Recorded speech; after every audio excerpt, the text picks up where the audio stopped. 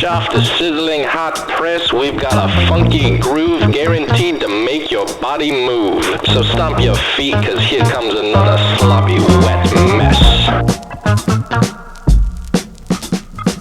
This does great in the nighttime, Okay. but if you're trying to get more flexibility because you don't have that much light, maybe you want to shoot at 1600 ISO rather than 800. So 16 will give us one extra stop. An extra stop, yep. So you would be, even though this is only rated for 800, you would be shooting it at 1600 to compensate for the lack of light. When you bring that into us, it's essentially like baking something in the oven when you're developing this. We're gonna over bake the film. Awesome. So we keep it in the developer longer, or you can up the temperature, and that causes it to bring out more details that you would otherwise lose if you processed it normally. Okay. So it just gives you more detail, more contrast, more color, stuff like Yep, that. that's the consequences. You get more contrast when you push, and you get more saturation when you push. Cinestill pushes pretty good, actually. If you wanted to push it 2 stops, shoot that at 3200. well, here's the thing. When it's 400 or 50D, those two push pretty good. Okay. This one, I wouldn't recommend shooting at 32. So I'd push 1 stop on this guy. Pushing 1 stop on Cinestill 800T, and we're gonna see what we can make. Maybe I'll go shoot a concert. ASMR break.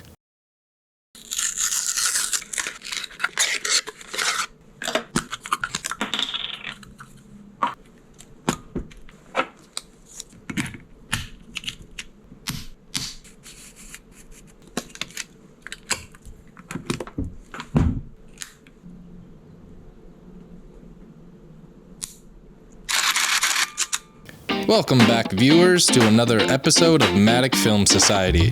Reporting to you today from the fine institution of The Stateroom. This will be our training ground for learning how to push Cinestill 800T 1 stop.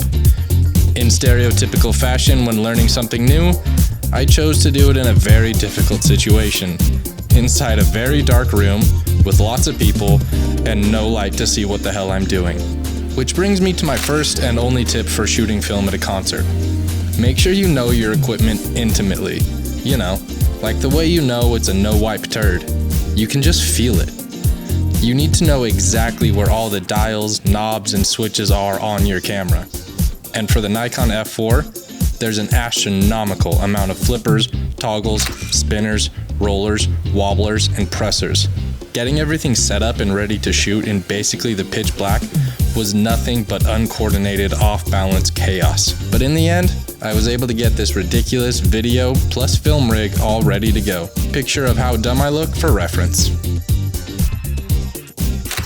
Even though it felt like I was driving the struggle bus all night, I'm still so happy with how all these images came out.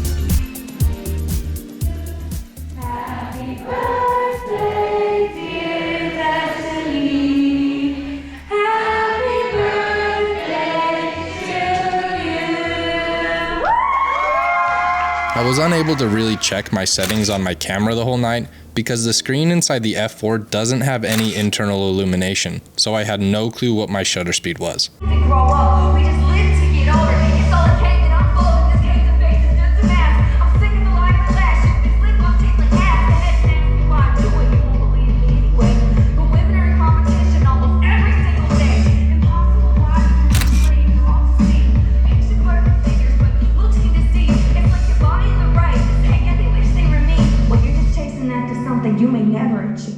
I shot the first few frames with the camera in aperture priority with an f-stop of 2.8, just hoping that the meter was getting enough light for a reasonably fast shutter speed. Later on, I decided to lock my shutter speed at 1/60 and just prayed that it was exposing correctly.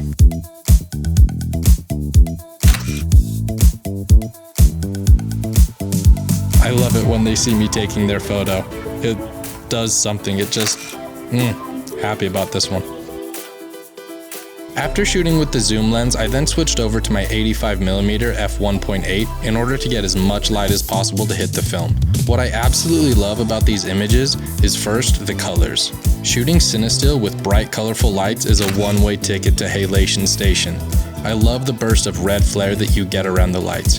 When it's mixed with the hazy atmosphere of the venue, it seriously makes for some beautiful photos.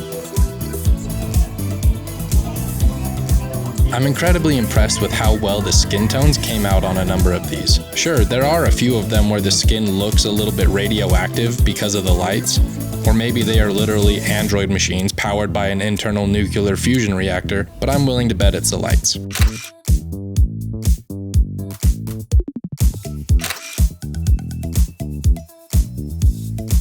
I really like the fast-paced shooting at a concert. There's so much going around you all the time, and you have to pay attention to so many things in order to time your shot at just the right moment.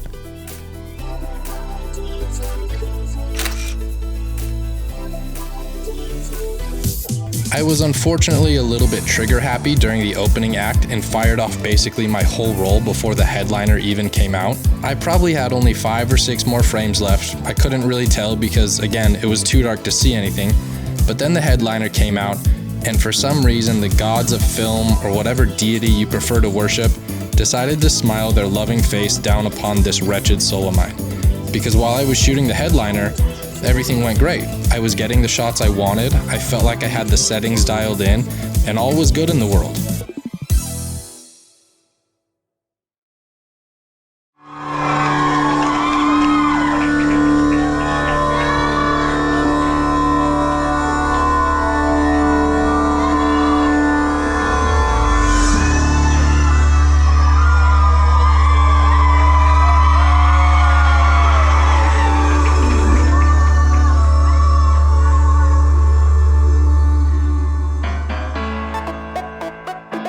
Then I went home, tired and exhausted, and in my post-concert delirium, I forgot to rewind the film back into the canister. Fast forward to the next morning, and I'm furiously packing the car, prepping more cameras and more film for a week-long road trip out to Cleveland, and I accidentally opened the Nikon's film door, potentially ruining all the images I had just shot. Thankfully, somehow they survived. And honestly, I think they came out even better than if I hadn't almost ruined them by opening the film door. The film burns just add an extra spice that I love. I think it looks so good. This guy is literally filming the startup of a flux capacitor.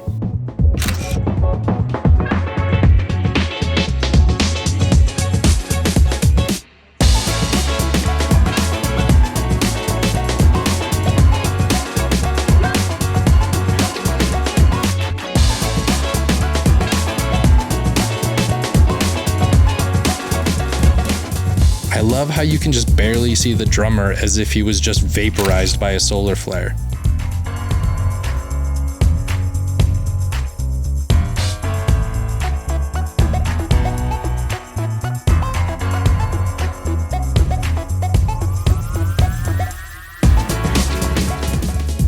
This one looks like he's trying to protect humanity from the incoming blaze with nothing but the sweet music of his guitar.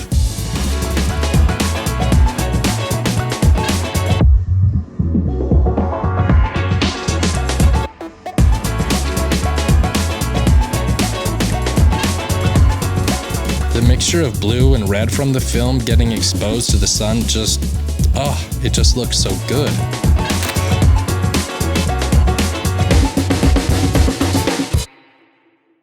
Thank you all so much for tuning in to this week's broadcast of Matic Film Society.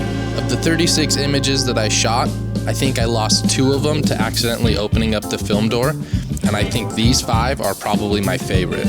Whereas these 6, they're just gonna get a passing grade. I think the results honestly speak for themselves. The lab techs and scanning team at Essential Photo put so much care and precision into producing the highest quality images every single time. They have a wealth of information about cameras, lenses, how to shoot photography, and learning the whole process.